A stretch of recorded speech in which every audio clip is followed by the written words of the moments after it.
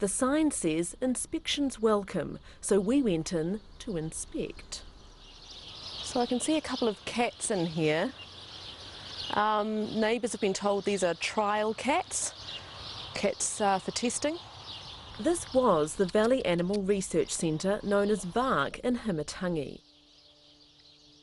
VARC is a contract company for end-stage drug and food testing on animals, predominantly beagles. The property is owned by the centre's former director, Margaret Hakima. Margaret insists testing stopped here 3 or 4 years ago.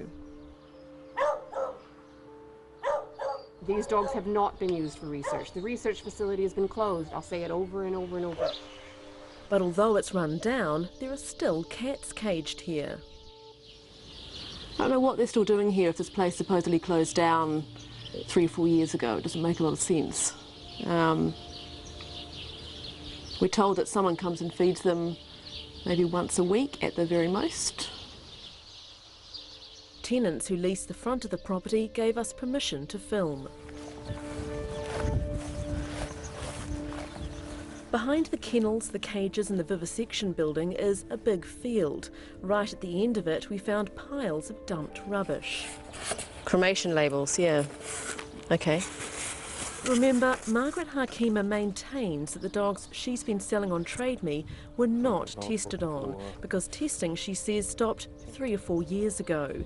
But dumped paperwork tells us otherwise. Humidity logbook, animal and storeroom. Last entry was July 2009. July 2009. So we know they were obviously operating then. Which is not what... This man is a dog breeder. He wishes to remain anonymous, but agreed to give us an expert opinion on anything we found. What does that look like? What kind of animal?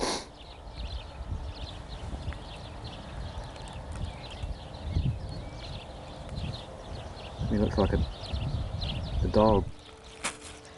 The overwhelming stink suggests we're about to discover something much worse. That is a... That's a dog. That's a dog. Oh, jeez. Pretty sure that's a dog. Puppy. A puppy. It's all wrapped up in newspaper. Oh, bad. It smells really bad. What are they, organs or something? Or? Oh, that's the... looks like the fur, doesn't it? Okay. And that's... To me it looks like puppies. It's 1, 2, 3, and there'll be more in there. There's another one in there. There were countless more, bags full of puppies, each individually wrapped in newspaper. So we found the bones of an adult dog and the remains of a number of puppies wrapped individually in newspaper. Sorry, it really stinks. And we don't know how many puppies are there, but oh, it's awful. The contents of this fridge are too distressing to put on television.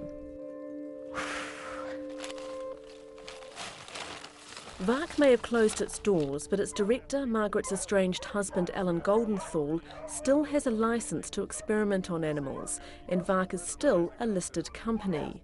This was the facility Goldenthal showed the public on 60 Minutes 4 years ago. In order to assess a drug, we need an animal that's happy, healthy, and free of pain. But this was also the reality.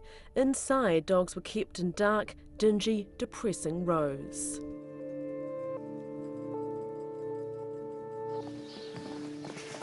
Footage supplied to us shows us the vivisection laboratory building at Himitangi as it is now. Specimen jars contain dogs' spleens and livers. Steel cages with only bars for floors show us what the dogs were being housed in while they were involved in trials. Documents prove testing was still happening as recently as May the 24th last year.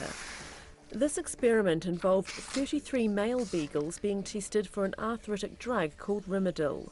The dogs had the cruciate ligaments in their knees cut, a painful and immobilising injury.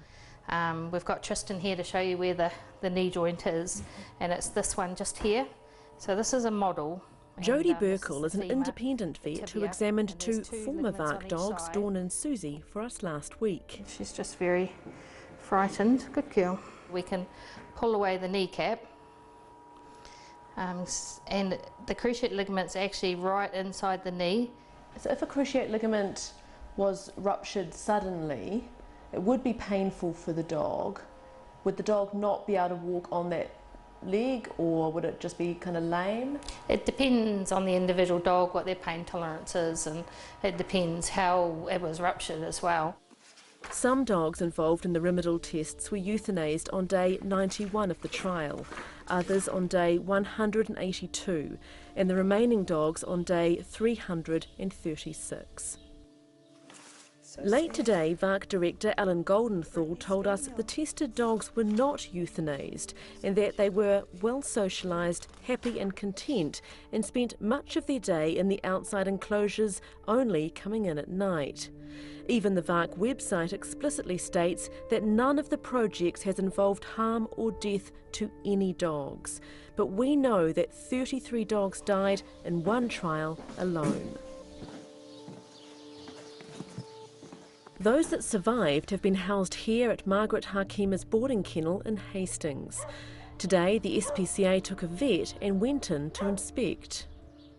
They'd all got fresh water, clean kennels and good shelter. So in accordance with the Animal Welfare Act, it all looked very good. The SPCA couldn't find any legal grounds for uplifting the dogs. Margaret told them she's managing their rehoming. I believe we could rehome them a lot faster for her. We have a lot more people. We have 48 SPCA centres across the country, so we you know, obviously we're in a prime position to be able to help her out. But obviously we can only give that help if she wants it. Margaret Hakima has always refused to front up for Campbell Live, and she refused again today. And again she denied that there was testing last year. There wasn't any.